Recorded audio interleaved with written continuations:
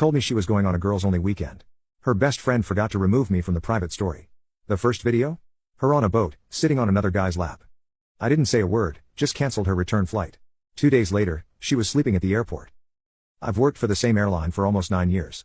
Started in baggage handling during college, moved to customer service, and now I manage route scheduling for our East Coast operations. Not the most glamorous job, but it comes with decent pay and killer travel benefits. Those perks extended to my girlfriend, Sarah, during the 3 years we were together: free companion flights, hotel discounts, priority boarding, the works. Sarah loved those perks. Sometimes I felt like that's what she loved most about our relationship. Last month, Sarah mentioned that her best friend, Jen, was organizing a girls-only weekend in Miami. She'd been stressed with her nursing job, and I thought the getaway would do her good. I even used my employee discount to book her flight, adding seat upgrades and arranging for a complimentary bottle of champagne to be waiting when she boarded. What can I say? I wanted to surprise her. The Thursday before her trip, I helped her pack. She was giddy with excitement, talking about beach days and spa appointments. When I dropped her at the airport Friday morning, she kissed me goodbye and promised not to have too much fun without me. "It's just us girls anyway," she reminded me with a laugh. I went to work, busy with a weather disruption affecting our Chicago hub.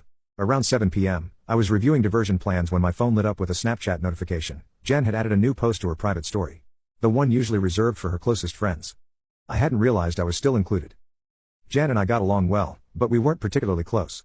I clicked on it without thinking much, expecting to see typical vacation photos, cocktails, beach shots, that sort of thing. The first video stopped me cold.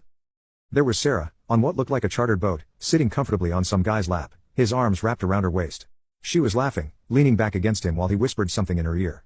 Jen's caption read, "Day 1 and Sarah's already making friends. Get it, girl." I watched the video loop 3 times, noticing new details each time. The bottle of champagne I'd arranged as a surprise, sitting in an ice bucket nearby, Sarah's hand resting on the guy's thigh, the familiar way she tilted her head when he spoke, a gesture I thought was reserved for me.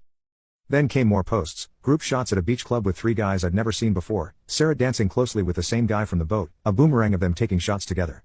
His arms slung around her shoulders. This was clearly not a girls-only weekend. My first instinct was to call her immediately, demand explanations. But something stopped me. Maybe it was pride, or maybe it was the sudden clarity that came with undeniable evidence. Instead, I put my phone down and returned to my work, methodically handling the Chicago disruptions with a strange, detached focus. When my shift ended at 11 p.m., I drove home in silence. No music, no phone calls, just the sound of tires on asphalt and my own thoughts crystallizing into a plan. I knew our relationship was over. That part was non-negotiable. But how to end it? A text seemed insufficient for 3 years together. A dramatic confrontation wasn't my style. Ghosting felt immature. No, this needed to be handled differently. When I got home, I opened my laptop and accessed the airline's employee portal. Sarah's return flight was scheduled for Sunday evening. I looked at the passenger information, noting that she'd used my companion benefit